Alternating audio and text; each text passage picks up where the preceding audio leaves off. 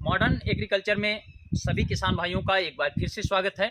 सबसे पहले सभी किसान भाइयों को मेरा नमस्कार। किसान भाइयों, आज हम चर्चा करेंगे मृदा पे, मिट्टी जिस पे आप लोग खेती करते हैं। किसान भाइयों, जैसा कि आप लोग जानते हैं कि हम लोग फसलें जो भी हम करते हैं उन पे बीमारियों पे ध्यान देते हैं, कीड़ों पे ध्यान देते हैं, खरपतवार पे ध्यान देते हैं, लेकिन बहुत कम किसान भाई हैं जो मृदा पे ध्यान देते हैं, जो कि किसान भाइयों हमारी फसल का आधार है। सबसे पहले हम बात करेंगे कि मिट्टी की आप कैसे जानेंगे कि आपकी मिट्टी स्वस्थ है, क्या स्थिति है। मिट्टी का एक पीएच मान होता है किसान भाइयों। पीएच मान से आप जानेंगे कि आपकी मिट्टी अम्लीय है, क्षारीय है या फिर उदासीन है। तो किसान भाइयों, सबसे पहले आप लोग मिट्टी की जांच जरूर कराएं। हर साल आप लोग अगर नहीं करा पाते हैं तो कम से कम 2 साल में एक बार आपके खेत की जो मिट्टी है उसकी जांच अवश्य आप लोग कराएं। उससे आप लोगों को पता चलेगा कि आपका जो मृदा है उसका पीएच मान कितना है। स्वस्थ मृदा का जो पीएच मान होता है किसान भाइयों, वो 6.5 से 7.5 के बीच में होना चाहिए। कुछ फसलें जो होती हैं वो आपकी 5.2 तक अगर पीएच मान है फिर भी बढ़िया हो जाएंगी, अच्छी हो जाएंगी, लेकिन औसतन एक जो मध्यम होता है वो 6.5 से 7.5 के बीच में आपके खेत का पीएच मान होना चाहिए। किसान भाइयों, अगर 7.5 से ऊपर आपके खेत का पीएच मान हो जाता है तो हमारी जो मिट्टी है वो क्षारीय प्रकृति की हो जाती है, क्षारीय प्रवृत्ति की हो जाती है। और अगर 6.5 से कम हो जाता है तो हमारी मिट्टी अम्लीय होने लगती है। अब सवाल ये उठता है किसान भाइयों, इससे नुकसान आपको क्या होता है। तो सबसे पहले आपको बताना चाहूँगा, जो हमारी मिट्टी अगर पीएच मान आपके खेत का बढ़ रहा है, 7.5 से ऊपर हो रहा है, तो हमारी मिट्टी में जो सबसे बड़ी समस्या पैदा हो जाती है वो आपकी वाटर होल्डिंग कैपेसिटी की होती है। जो आपकी मृदा में जल धारण क्षमता होती है किसान भाइयों, वो कम हो जाती है अगर आपके खेत का पीएच मान बढ़ जाएगा। अगर 8, 8.5 तक पहुंच गया तो आपकी मिट्टी फिर ऊसर होने लगती है। वहीं जब आपके खेत का पीएच मान जो है किसान भाइयों 6.5 से डाउन होता है, नीचे जाता है, तो आपकी मिट्टी अम्लीय हो जाती है। अम्लीय मिट्टी में किसान भाइयों क्या होता है, जैसे आप सिंचाई करते हैं, आप पानी लगाते हैं खेत में, फसल को आप पानी देते हैं, तो कई दिनों तक आप देखते होंगे कि आपके खेत की जो है नमी खत्म नहीं होती। दूसरी चीज़, अम्लीय खेत जहाँ भी होगा किसान भाइयों, वहाँ फसलों में कई प्रकार की दिक्कतें आने लगती हैं, जैसे प्री मैच्योर टिल्लिंग जैसी समस्याएं आपकी फसल में पैदा होने लगती हैं किसान भाइयों। पीएच मान अगर ज़्यादा होगा किसान भाइयों और कम होगा, दोनों तरीक़ों से आपको जो आपकी फसल है उसमें आपकी नुकसान होगा, काफ़ी हद तक नुकसान होगा। इससे बचने के लिए आपको मिट्टी को हमेशा एक संतुलित पोषक तत्व देने चाहिए। संतुलित पोषक तत्वों का मतलब है हर एक पोषक तत्व का किसान भाइयों एक आधार होता है, उनकी प्रकृति होती है। इसलिए आप जब मिट्टी की जांच करवाएंगे तो आपको पता चलेगा कि हमारी मृदा में कौन से पोषक तत्व की कितनी कमी है, कौन सा पोषक तत्व हमको कितनी मात्रा में इस फसल में देना है। तो ऐसे आप अगर कैलकुलेट करेंगे तो एक कैलकुलेट के हिसाब से आप जब पोषक तत्व फसल में देंगे तो आपकी मृदा भी एकदम स्वस्थ रहेगी और आपको फसलों पे भी उत्पादन में वृद्धि होगी।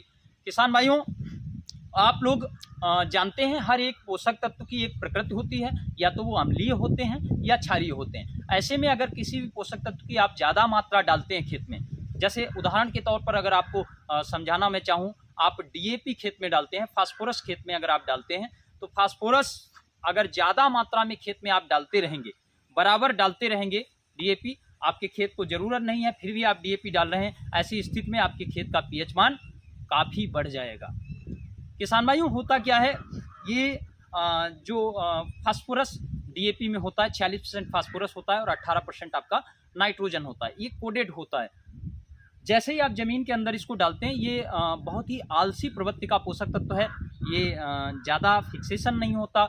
ऐसी स्थिति में अगर आप ज़्यादा खेत में इसको डालते हैं तो ये पड़े पड़े आपकी मिट्टी को मजबूत बना देता है, मिट्टी के स्ट्रक्चर को मजबूत कर देता है, जिसमें ना तो वायु संचार प्रॉपर्ली होगा अच्छे तरीके से, ना ही आपकी मिट्टी जो है बढ़िया तरीके से जल धारण कर पाएगी।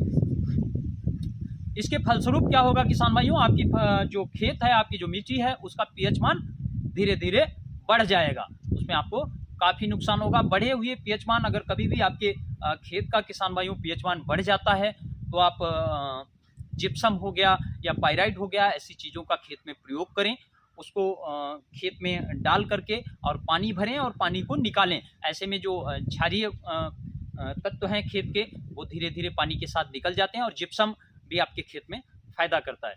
दूसरी चीज़, आपके खेत में अगर पीएच मान डाउन है किसान भाइयों, तो आप लोग चूने का प्रयोग कर सकते हैं, या फिर पेस्टिसाइड मार्केट में भी एक दो कंपनियों के ऐसे प्रोडक्ट आते हैं किसान भाइयों, जिनको अगर आपके खेत का पीएच मान ऊपर नीचे है, उनको आप डाल करके अपने खेत की जो मृदा है उसको उदासीन बना सकते हैं।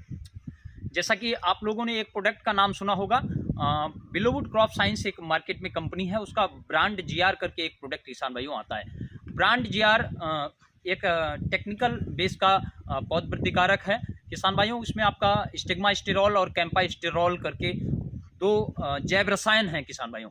वो दोनों जैव रसायन जो है जिप्सम की छोटी छोटी गोलियों पर उनको कोट किया गया है। उनको जब आप अपने खेत में जैसे ही ब्रांड जीआर का सॉइल एप्लीकेशन में उसको डालेंगे, तो सबसे पहला काम मिट्टी में जैसे ही वो जाएगा आपके पीएच मान पे ही किसान भाइयों वो करता है। आपके खेत के पीएच मान को साथ ठीक वो रखेगा, साथ में आपके उत्पादन को भी बढ़ाता है, क्योंकि उसमें जो दो टेक्निकल मैंने बताया, स्टिग्मास्टेरॉल और कैंपास्टेरॉल। आपके पौधे में आप देखते होंगे जो दो प्रकार की रूट होती हैं, एक मेन जड़ होती है जिसको मूल जड़ कहते हैं, और दूसरी जो सेकेंडरी रूट होती है फैली हुई, उन द्वितीयक जड़ों का बहुत ज़बरदस्त वो विकास करता है, और जो भी आप फर्टिलाइजर न्यूट्रिएंट खेत में डालते हैं वो आसानी से पौधे तक पहुँचेंगी और पौधा अच्छे तरीके से विकास करेगा। तो हमारा कहने का उद्देश्य यही था किसान भाइयों कि आप लोग गन्ने का सीज़न चल रहा है, इस समय गन्ने की बुआई स्टार्ट हो गई है। जो भी किसान भाई मिट्टी की जांच कराना चाहते हैं वो हमसे संपर्क कर सकते हैं, या अन्य किसी माध्यम से मिट्टी की जांच अवश्य कराएं। उसको आप सैंपल लेने का आप लोगों को तरीका बता देता हूं। आपका मान के चलिए एक अगर खेत है, चाहे वो 1 एकड़ का हो, 2 एकड़ का हो, 3 बीघे का हो, एक खेत से एक सैंपल आप लेंगे, उसमें आप 4 जगह, चारों कोने बिल्कुल नहीं पास में, एक मान के चलो कम 5 फुट मेड़ से अंदर जगह पे 4 जगह से आपको मिट्टी के वी शेप में मिट्टी को काटना है। अगर वी जिस टाइप में बनती है उस टाइप में मिट्टी को खुरपी से काटना है, और दोनों तरफ से इस तरीके से मिट्टी को आप ऊपर से नीचे तक की जो सतह है उस मिट्टी को निकालेंगे। वी शेप में गड्ढा कर दिया, मिट्टी को निकाल दिया, अलग कर दिया, गड्ढा खाली हो गया। उसके बाद आप मिट्टी को इस तरीके से दोनों साइड से निकाल लेंगे, और उस मिट्टी को 4 जगह आसपास से और 1 जगह बीच से, 5 जगह से आपको थोड़ी थोड़ी मिट्टी लेनी है और एक जगह एकत्रित कर कर उसको छाया में कहीं सुखा लेना है। उसके बाद वो सैंपल के लिए रेडी हो जाएगी। जैसे ही उसकी आप जांच कराएंगे, आपको ये पता चल जाएगी कि आप गन्ने की फसल बो रहे हैं, इसमें कितना पोषक तत्व, कौन कौन सा पोषक तत्व और कितना देना है, वो आपको जानकारी मिल जाएगी। उससे आपका खेत जो है, आपकी मृदा स्वस्थ रहेगी बढ़िया, और आप उत्पादन अच्छे से ले पाएंगे। आप अंधाधुंध जो फर्टिलाइजर का प्रयोग करते हैं किसान भाइयों, ये कहीं न कहीं आपकी मिट्टी के लिए काफ़ी हानिकारक है। आप हमेशा उन रसायनों का प्रयोग करें किसान भाइयों जो आपके लिए, मृदा के लिए और आपकी फसल के लिए पूर्णतः सुरक्षित हो।